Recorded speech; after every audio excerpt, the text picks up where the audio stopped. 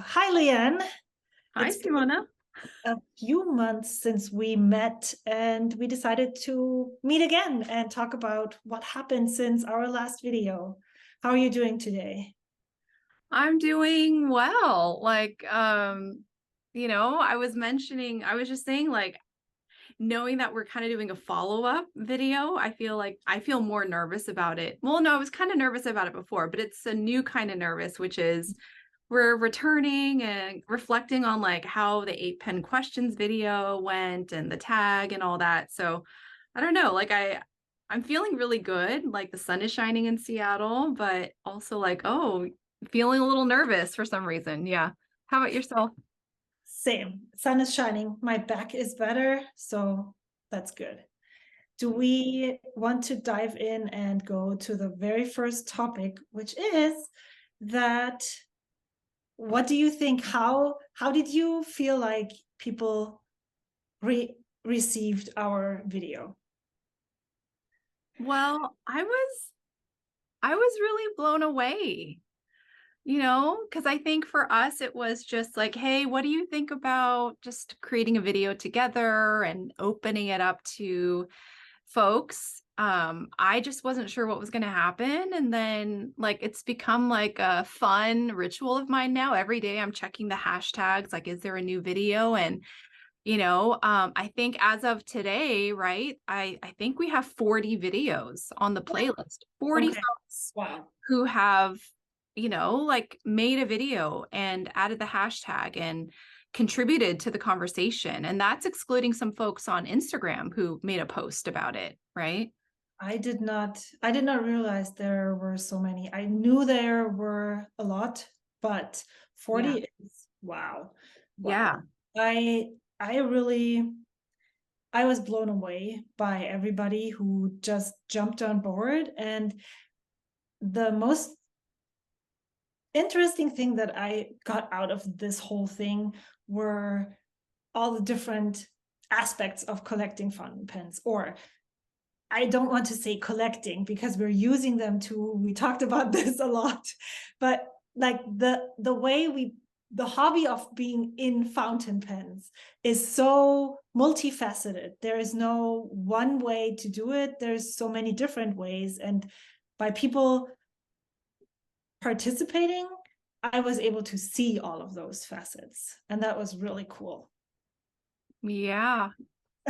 I know. I was really blown away. I learned a lot from everybody because Yeah. everybody had a unique story.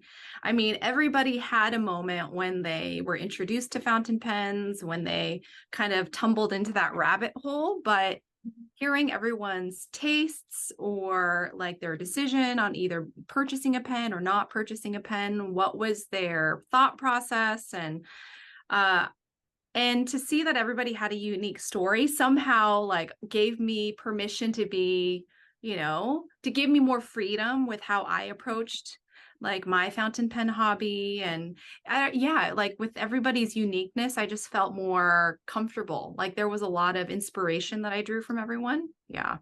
Yeah, definitely. While I was watching other people, I always questioned my own responses that we filmed in that very first video. Um, that was so, it helped me get over those fears. Or people commented, yeah, don't fixate too much on how many pens you have. Don't do this. Don't overthink it.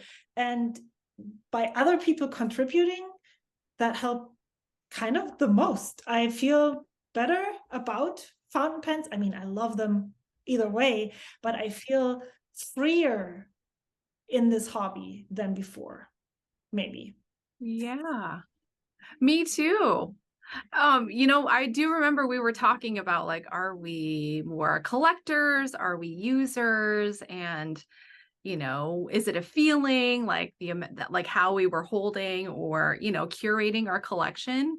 Yeah. Um, so how was it impacting you as far as like, how did you feel more free? I I was able to reassess the pens that I have. I am not there's two things. First of all, I don't think I want to limit myself to a specific number anymore. If it's 100 at some point in my life, it's 100. If it's 10, it's 10. I don't want to put a minimum or a maximum number to the fountain pens.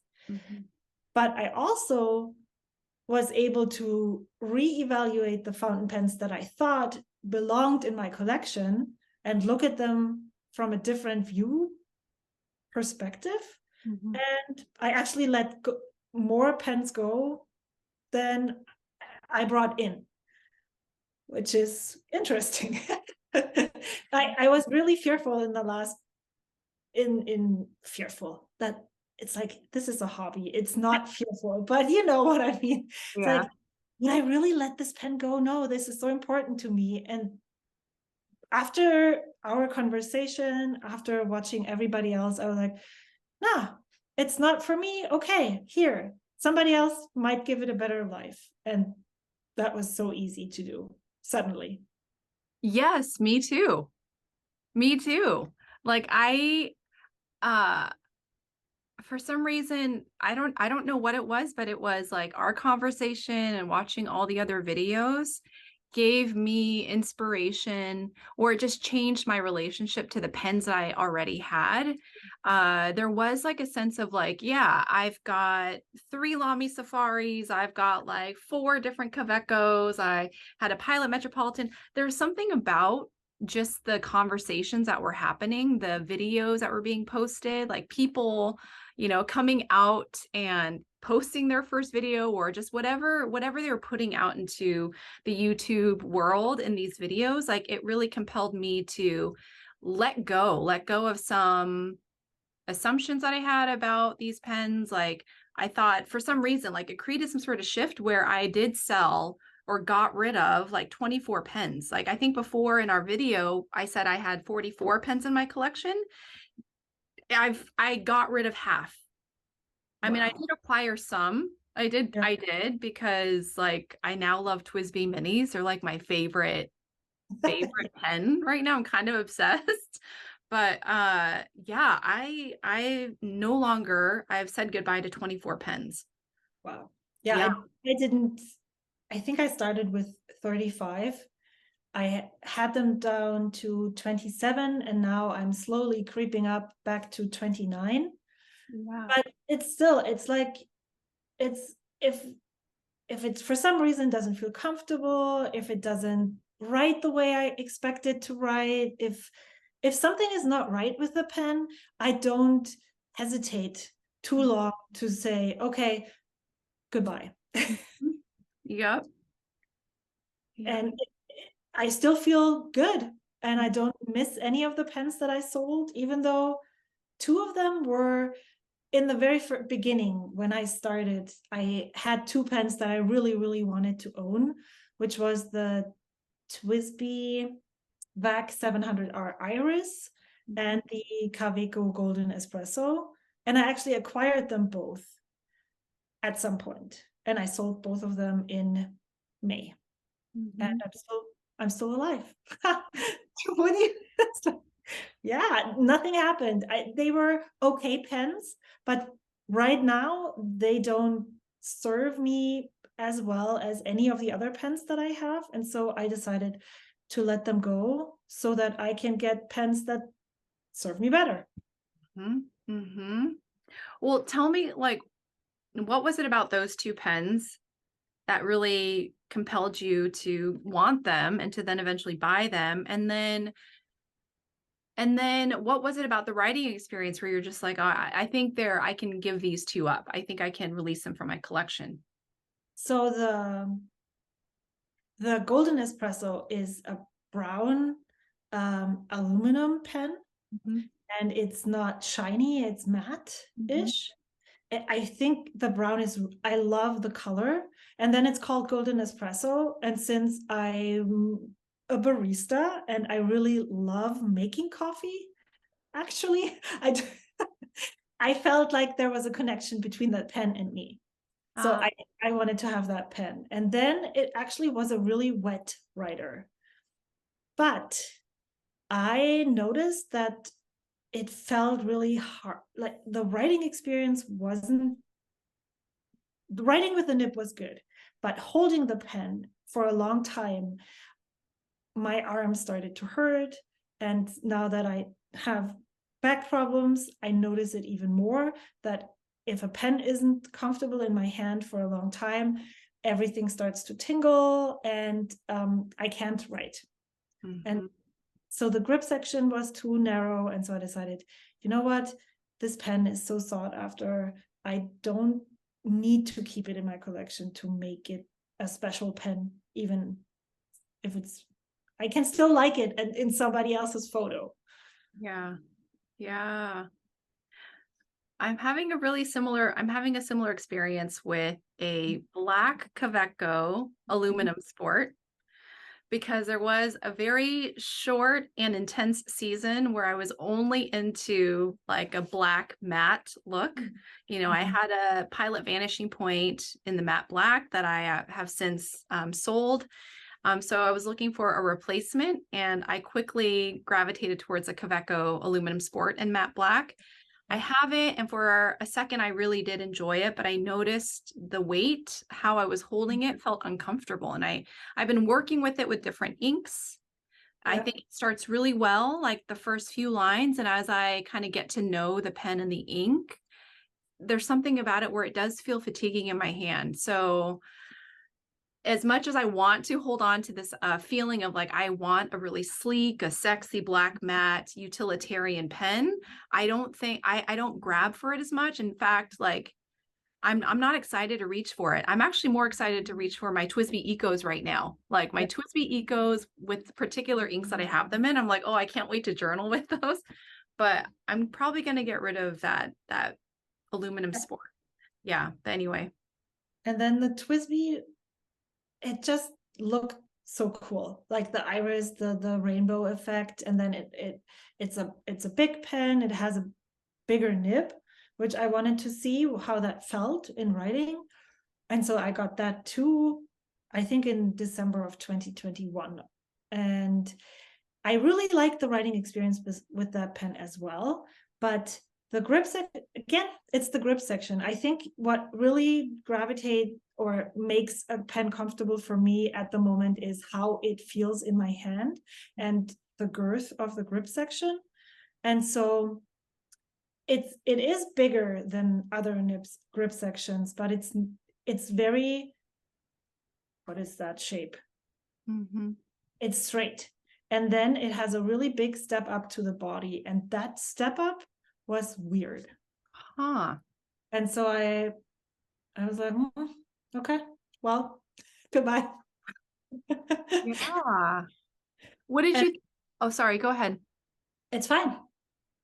It's with somebody else. I actually can't even remember who I sold it to, but yeah, it's with someone else, and I haven't heard that they don't like it, so I assume it's good. Wonderful. Wow, interesting. Well, then, do you still like your TWSBIs? I well, editing Simone here. So I talked at length about my sad TWSBI sob story while I was talking with Leanne, and I decided to cut this part out because I think it needs its own video so that you can better understand where I'm coming from. I also felt like it was overtaking the conversation, and by cutting it out, I was able to make it really short and quick, and I think a better enjoyment for all of us. If you are interested to hear that sad TWSBI sob story, I am planning to film it in July so that it might be able to, so that I might have it on my channel in August. So it is coming up, but it's not a video that is on the forefront of my mind because I still need to reflect and think about what exactly I want to say about the issues, which, just TLDR, I think they are homemade and they are my issues and not a general TWSBI problem. Alrighty, let's continue with the conversation. Yeah. So, yeah. Yeah, you know that I'm early in my journey right now of TWSBIs and shimmer inks. I've yet to really clean out the shimmer in a TWSBI because right now I'm really like I just really got into shimmers. Like I didn't really like shimmers up until like this earlier this month. And so I have a couple of shimmer inks in a TWSBI Mini and a TWSBI Eco. So we'll see with the cleaning how that goes. But with the TWSBI Mini, you can unscrew the section. Uh, And you could bulb syringe through the feed and the, which you cannot do with the Eco. You have to remove the whole thing, gosh.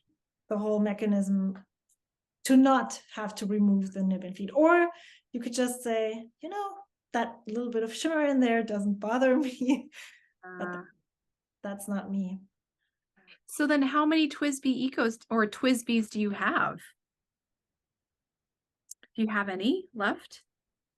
I still have 3 TWSBI Ecos, and I have 2 minis, and I'm thinking of getting one more. But I'm going to use the one that I have for now, and then see if that is a pen that I'm going to gravitate and reach for shimmer inks and all that. Then I might add one more, just so that I have a pen to use with all of those weird inks. Yeah. I purchased, where was that, fountain pen, fpnibs.com or something, some company in Spain. They had just the section for the mini without a nib, but the feed. And so I used all of the nibs that I had left over from the TWSBIs and put them on sections. So now I have 4 TWSBI mini sections with different nib sizes and can just switch them out. Oh, I like that. That's next level. I feel like that's so I mean, you don't even have to do that. You can also just buy a spare TWSBI mini nib. Then it's a little bit more expensive, but yeah. yeah. Huh. Okay. Because I'm on the lookout for a TWSBI stub nib or a mini, but I don't want to buy a whole pen set. So Those are like 20 bucks. $20 for the Mhm. nib refill. For the nib with the whole thing, you just unscrew the whole thing and screw the other one on with a nib inside. Yeah. Wow. For the minis? Yeah. Wow. I Okay. think so. Yeah. I'm not 100% sure, but yeah. Yeah. Wow. This could easily turn into like a TWSBI video. That's so Yeah, funny. that's why we need to change the Yeah. subject. So, what else? What happened since then? So we both sold pens. We are looking at other pens and falling in love with other pens. What else are you doing? Uh, I'm starting to explore other types of paper. I think part of it was, I got to go to Yoseka back in March and try out, different paper and Daisy and her team. Daisy was saying like life paper is my favorite. So I bought a little like memo pad to give it a shot. And I got a little A6 as well. So I'm trying out, life paper, which is really fun. And I'm also really starting to really journal more in a Midori, like Midori MD paper, and kind of getting into traveler's notebooks now. Like I saw Olive. Do you have an Olive TN? Nope. Oh, it was such a temptation for me to get the Olive, but I was like, okay, am I buying into the hype? Like, do I actually really like the color? I was on the fence for it. I like put it in a cart, took it out of the cart, put it back in. I was afraid it was going to be sold out. Then it got sold out. But anyway, so I'm really into like Midori paper right now. In fact, where is my notebook? This is my work. This is like my work journal or notebook that I use. And this is the MD B6 in the spiral. Yeah. MD Paperwhite. And it's like my favorite sort of I mean, it's been a fun notebook to use for my fountain pens. Yeah. So I currently do like this experience, writing in this paper, using this particular notebook for note taking. But still, I like my Tomoe River paper. I'm just thinking about like, what are my other paper options? You Yeah. know, once the new year, the new next year's planners come and they're using the different paper. I haven't even tested the new paper yet, but Either. kind of broaden I don't know, my repertoire a little bit, just so that I can rely and enjoy the other writing experiences. And I like the toothiness a little bit of the Midori. Okay, but you notice differences in writing with each of the papers. Mhm. Yeah. I find that there are certain pens that I prefer writing on the Tomoe River paper, and then there are certain pens and inks that I prefer writing actually in the Midori. Yeah. Like for example, Tang Misa Blue in my TWSBI Mini Rose Gold in a fine. I really like writing in with Midori paper. Whereas like a sheening ink, like Diamine Holly that I still really like, I prefer that in the Tomoe River paper. Yeah. Yeah. Yeah. How about yourself? What else? What other things are you into? Um I was able to swap pens with Sarah from Ginger Peachy Pens. Um, because of our video, she reached out and asked me if I wanted to try to swap pens with her, which was really cool.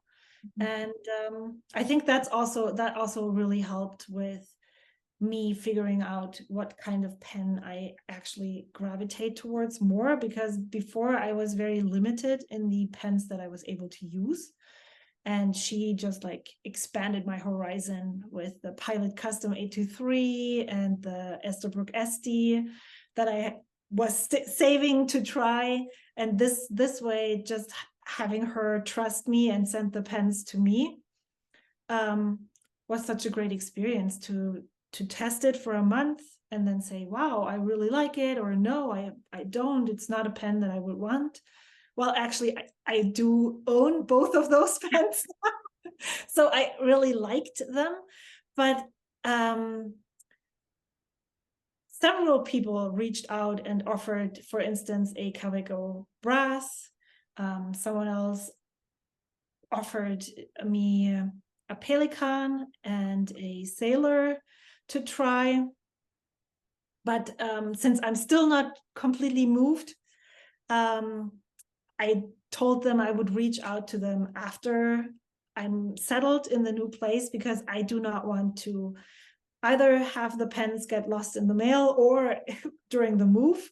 So I'd rather be safe at a place where everything is unpacked and nothing gets lost. And then I can actually test them out and experience them better than just like now. Yeah. That's something that I'm really happy and excited about, because it just opens up so much more fountain pen exploration for me. Yeah. Oh my gosh. Well, I can't wait to hear or to see that video when you're testing out like the Pelican and all that. That would help me to determine like what I think about it. Yeah. Here is that I love it so much that then what then? Yeah. I Such know. an expensive, well, all of those pens are pretty expensive. So it's like, okay, it's gonna take a while until I then will be able to get those pens. Yeah. Yep. I think that's kind of the direction that I'm going in, which is I'm selling a lot of my pens in order to make bigger purchases, like just buy maybe 1 or 2 pens. Yeah. For example, yeah, I purchased a couple of pre-loved pens on various Instagram accounts. And so I have a Pilot Custom 823 now in a fine, and I love it. I have medium and same.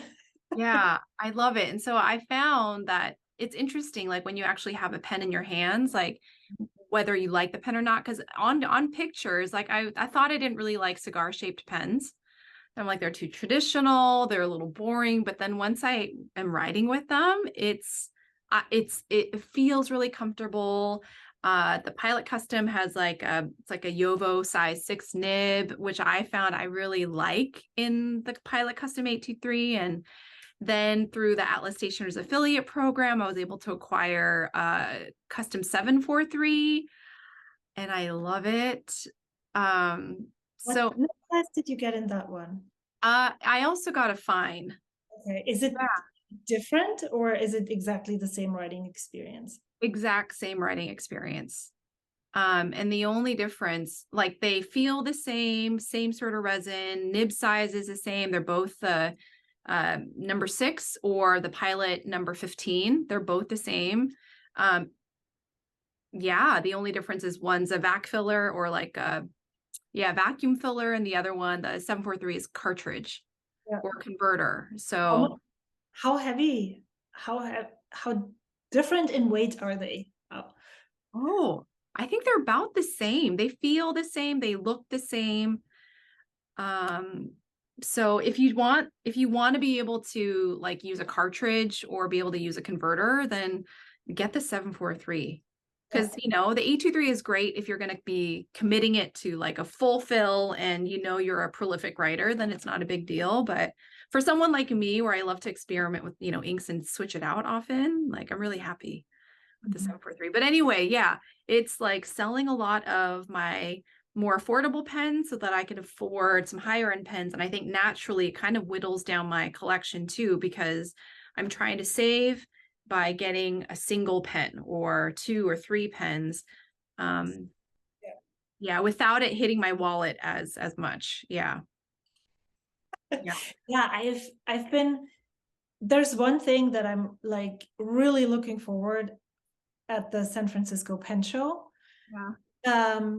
I loved the Schoen design pens since forever. I really like the material that they're using. I just like the industrial design aspect of that, the Ulta material, and now that they're making their own nib. Oh, which is so expensive. Oh, for me, like everybody has a different limit, but for me, that would be something that I will have to heavily save up for to be able to afford it. But I think they're usually, or they now started bringing those nibs to the pen show so that you can actually try writing with it.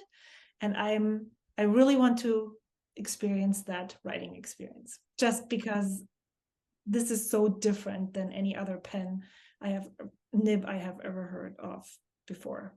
Well, what makes their nib so different? Like, so they make them. I don't know if I'm right on the material. I think they're making them from titanium, but they're made of one piece. wow. And then they make their own feet that go inside. And they are also reverse writing really well, and it's called monarch nib. It's because it's just made from one single piece. Wow. So it really tugs at my exploration heartstrings. Want to see and experience and feel it, but yeah. So that's what I'm looking forward to.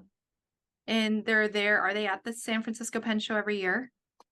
Well, I saw that they are listed as an exhibitor this year, but they were there last year too. Wow. But I was just like walking around the table looking from afar and not being really like, so expensive. Now that I have pens that are way more expensive than the pens that I was looking at then, I'm like, maybe I should have gone to the table and actually, yeah. How much are they? The monarch nib is, I think, with a pen is 400. Wow. Okay. But their regular pocket 6 pens, what they're famous for, I think, are like 170-ish. Okay. Yeah. I could do that. Yeah.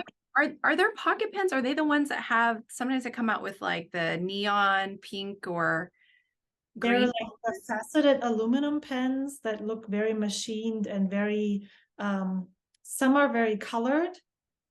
Yeah. Okay. Huh. I'll put a link to their website down below. So people can check them out if they don't know them, and I'll send it to you too, so you can look at them.